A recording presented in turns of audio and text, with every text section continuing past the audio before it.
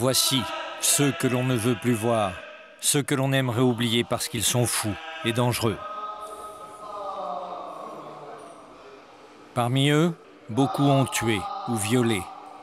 Ils sont tellement dangereux que ni les prisons ni les hôpitaux psychiatriques n'en veulent. Pour eux, la dernière solution, c'est l'UMD, l'unité pour malades difficiles.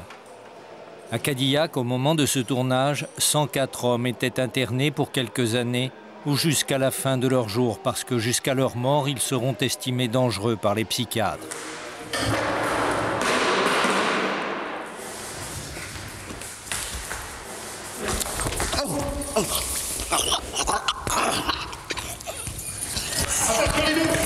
Ah, ça va, c'est bon. Là. Ça y est. Attends, hein, parce que je pense Attention, les dents. Il m'a mordu? Non. C'est plus rouge qu'autre chose, c'est juste. Attention, hein, parce qu'il ne faut pas que je le lâche. Ça, hein. Il est mort. Michel, là. Michel, là.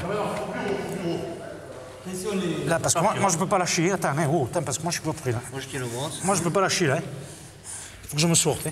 Oui. C'est bon, là. Non, parce qu'il va mordre. Je ne peux pas lâcher, moi. Allez, vas-y, c'est bon.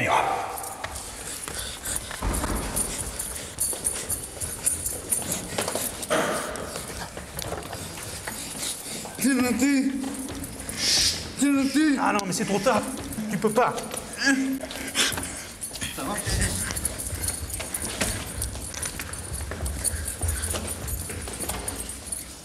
Non. Si tu me mords. Oui.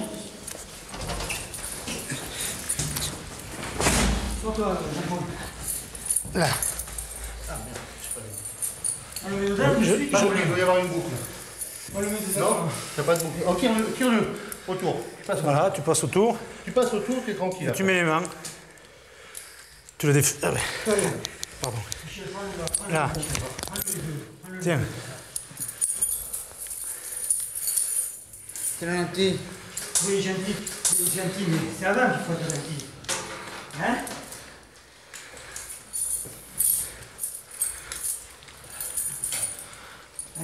Là, c'est la canine gauche. Je l'ai vu arriver. J'ai juste eu le temps de m'en sortir. Quand on est tombé, il a réussi à s'approcher. L'homme en blouse blanche est un infirmier chevronné, 15 ans d'expérience. Il est affecté au pavillon Clérambault, les 10 malades les plus imprévisibles de tous.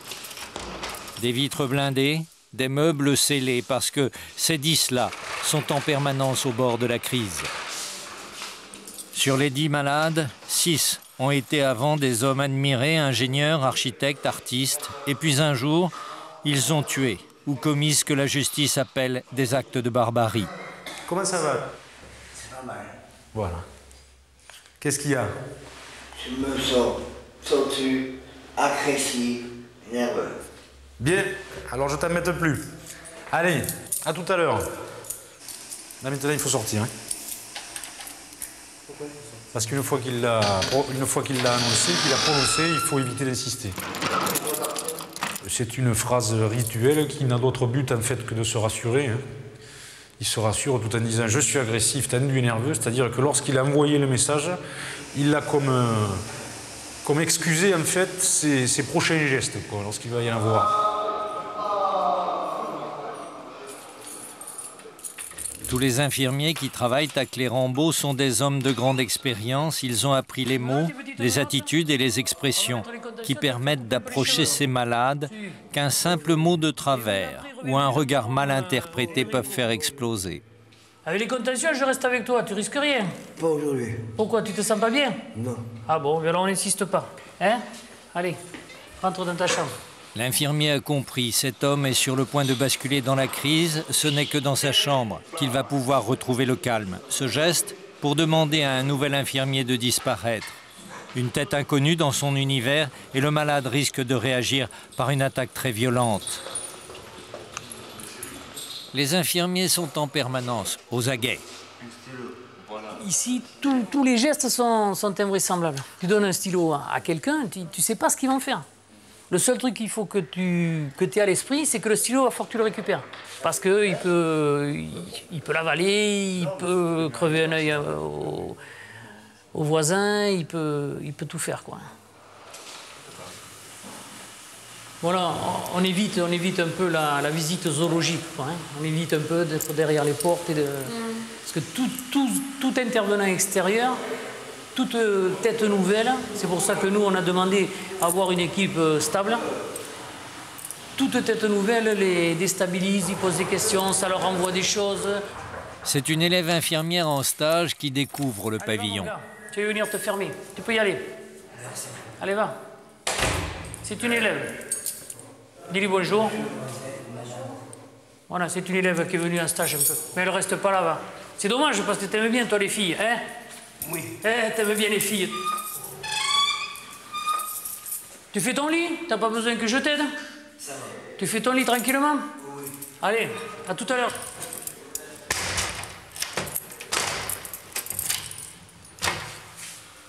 Tu vois, là, il y avait une possibilité de passage à l'acte. Il arrive sur toi, tu as vu, j'étais pas trop loin. Je lui ai pris un peu la main, au cas où. Et après, avec une petite barre, un peu de dérision, tu dis, ah, mais toi aussi, t'aimes les filles. Tu vois? Oui, oui, il craque, il re-rentre. Mais c'est pas obligé que demain, la même situation, la même chose se passe aussi bien. Quand tout est calme au pavillon Clérambault, il y a récompense, de la musique.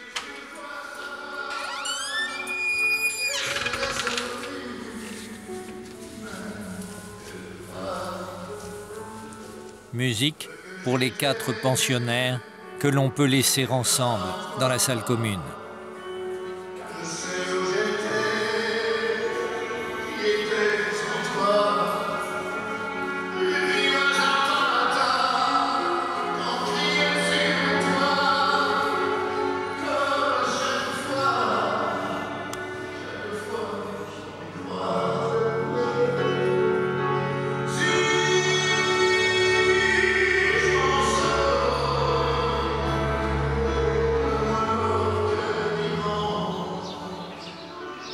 Derrière les murs d'enceinte de Cadillac, il y a d'autres pavillons. Les malades qui s'y trouvent sont moins dangereux actuellement que ceux de Clérambault, mais la plupart d'entre eux ont déjà tué, une fois ou à plusieurs reprises. Comme les autres, ils entrent dans les catégories les plus dangereuses de la psychiatrie, pervers sadiques, psychopathes, grands paranoïaques. Pour la plupart, ils ont bénéficié de l'article 122A du Code pénal, ils sont hors de portée de la justice. Car la loi prévoit que l'on ne peut pas juger et punir celui qui était irresponsable au moment où il a tué, blessé ou violé. Tous, avant d'être ici, ne supportaient aucune contrainte, aucune règle, aucune loi. Leur âge, de 20 à 80 ans. Pour les soigner, d'abord, les obliger à vivre ensemble, en communauté. Je sais que je suis une personne dangereuse. Les psychiatres, ils le disent.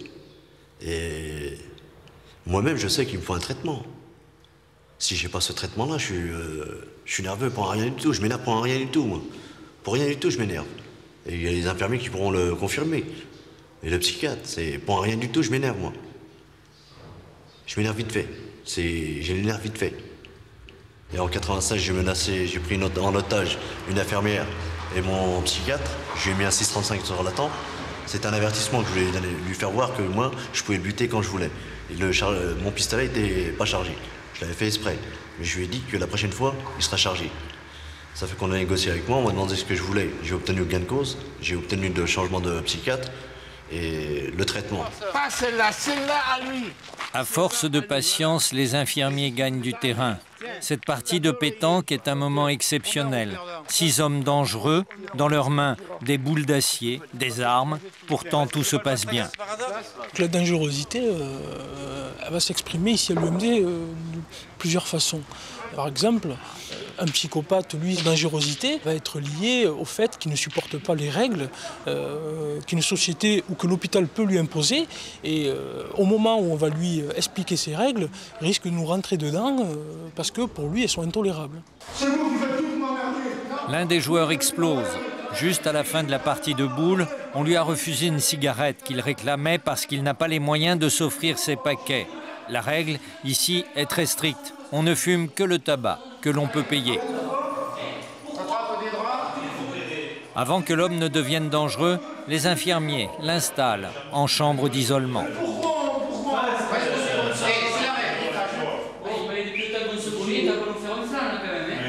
Tu sais comment ça va se passer autrement? Tout le monde a piqûre.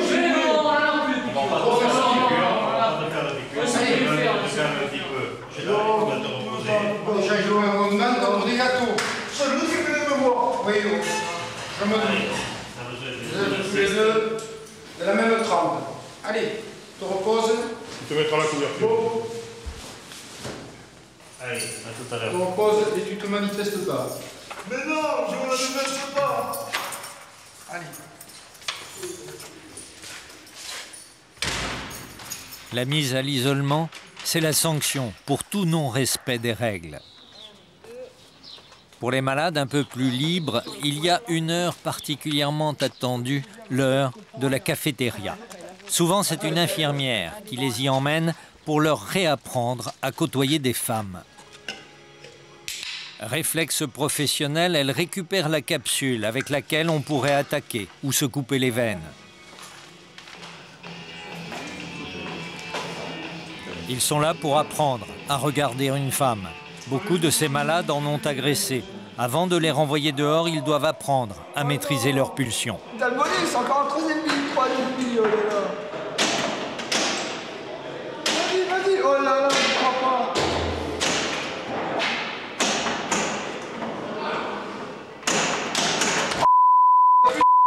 Oh là, j'ai tilté.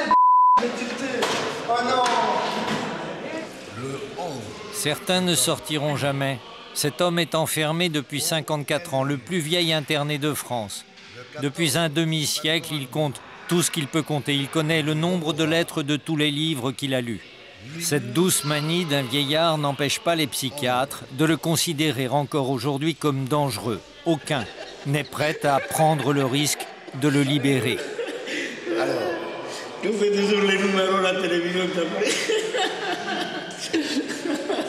Bon, laisse-moi travailler. Oui, le travail, il a plein de travail. C'est de la folie avec nous. Pardon? Alors, messieurs... C'est à 9 h que chaque soir, ils partent se coucher. Pas de télévision, pas de jeux, pas de livres, c'est le règlement. Des horaires très stricts pour leur apprendre à vivre en collectivité. Avec, avant de passer au lit, la 5e distribution de médicaments de la journée. Chacun a droit à sa dose pour dormir 11 heures. Ok. Allez, bonne nuit, à demain. Jusqu'au dernier moment, aucun relâchement dans l'apprentissage de la vie en commun. Non, pas deux. Parce que regardez ce qu'il y a. On n'a que ça. Vous êtes 20. Vous faites avec une, je suis désolée. On va pas en avoir assez sinon. Allez. Eh bien si, c'est comme ça. Faut partager. Pour le doyen, le rituel a commencé en 1948. Il y en a pour moi? Oui. Toujours. Tenez. Hop. Et vous êtes là. Il y a tout qu'à changer.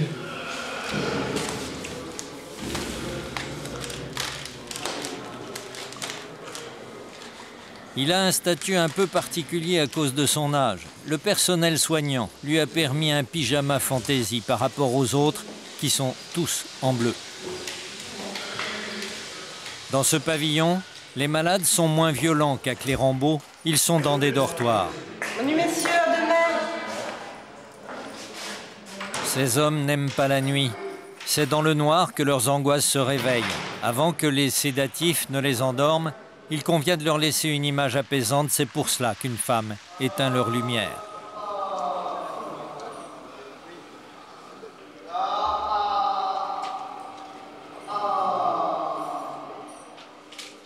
Cet homme se croit persécuté. Pour se libérer, il a tué.